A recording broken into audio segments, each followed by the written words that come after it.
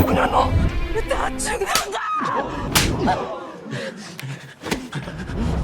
포기하면 너는 천지신명이 아니라 내 손에 먼저 죽어. 여기 자신의 정체성을 위해 싸워온 사람이 있습니다. 120번 참가자 전재준, 아니 조현주. 오징어 게임 시즌2에서 그녀는 성악정 수술을 위한 자금을 마련하기 위해 이 잔혹한 생존 게임에 참가했습니다. 트랜스젠더라는 이유로 게임 초반 팀원 선정에서 외면받던 그녀는 생활로 참가한 영미와 손을 잡고 노인과 무당 등 소외된 이들과 팀을 이루게 됩니다. 이는 단순한 팀 구성이 아닌 소외된 이들의 연대를 상징적으로 보여주는 순간이었습니다. 특전사 중사 출신이라는 독특한 배경은 그녀의 강인함과 생존 본능을 뒷받침합니다. 하지만 조현주의 진정한 매력은 단순한 강인함을 넘어 약자들을 돕고 팀원들을 이끄는 리더십과 이타심에 있었습니다. 시즌1의 성기훈처럼 끝까지 동료들을 믿고 지켜야 했던 그녀의 모습은 시청자들의 마음을 사로잡았죠.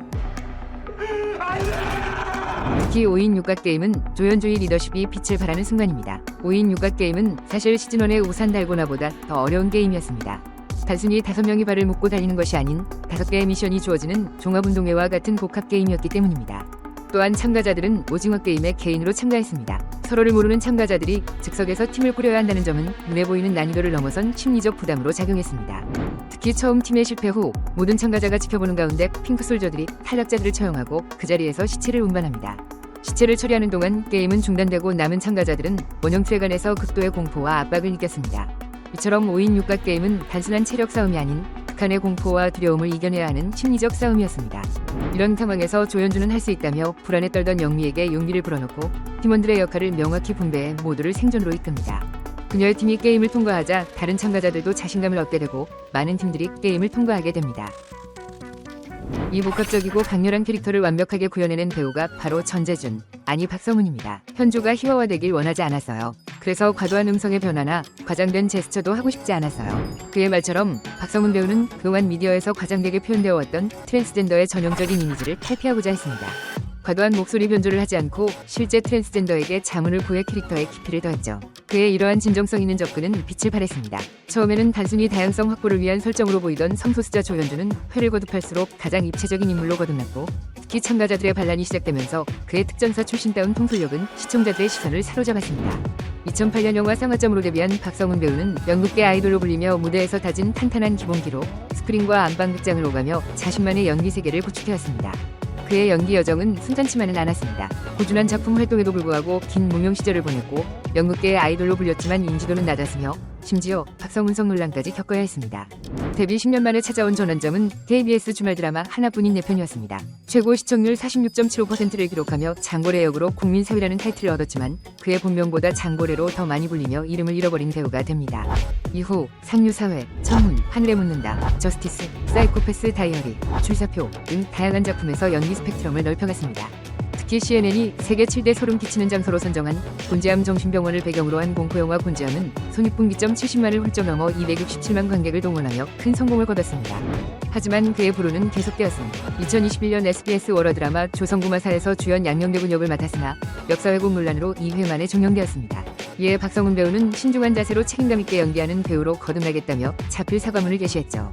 전소민 배우와 함께한 KBS 단막극 희수는 그의 새로운 면모를 보여준 작품이었습니다. 교통사고로 6살 딸을 잃은 아버지 고태은 역을 맡아 딸을 먼저 보낸 슬픔과 현실 감각을 잃어가는 아내를 지켜보는 남편의 모습을 섬세하게 표현했습니다. 90분의 러닝타임이 결코 길게 느껴지지 않을 만큼 몰입도 높은 이 작품은 황동혁 감독이 박성훈에게서 조현주의 모습을 발견하는 계기가 되었습니다. 박성훈 배우의 또 다른 매력을 발견하고 싶으신 분들께 추천드립니다. 박성훈 배우가 지금의 인기를 얻게 된 작품은 더 글로리였습니다. 학교폭력 가해자 전재준 역할로 강렬한 존재감을 보여준 그는 차갑고 잔인한 이면에 감춰진 복잡한 내면까지 캐릭터의 결이 살아있는 연기로 시청자들의 마음을 사로잡았습니다.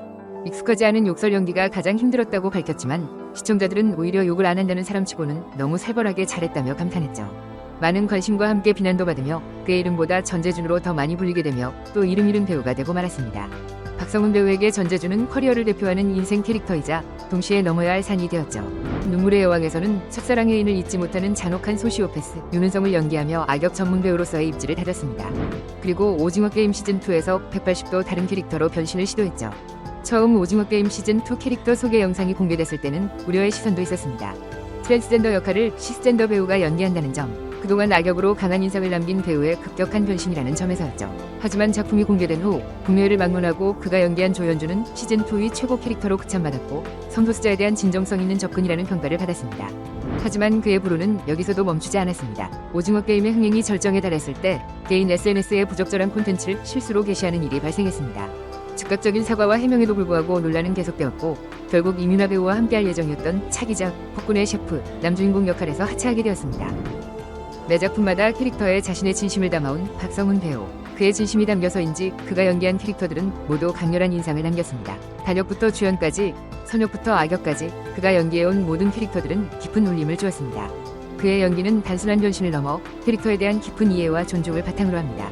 그의 연기 여정은 때로는 불운과 논란으로 얼룩졌지만 그때마다 더 단단해지며 성장해왔습니다. 진정성 있는 연기로 시청자들의 마음을 움직이는 박성훈 배우. 앞으로도 그의 새로운 도전과 연기 변신이 더욱 기대됩니다. 시청해주셔서 감사합니다.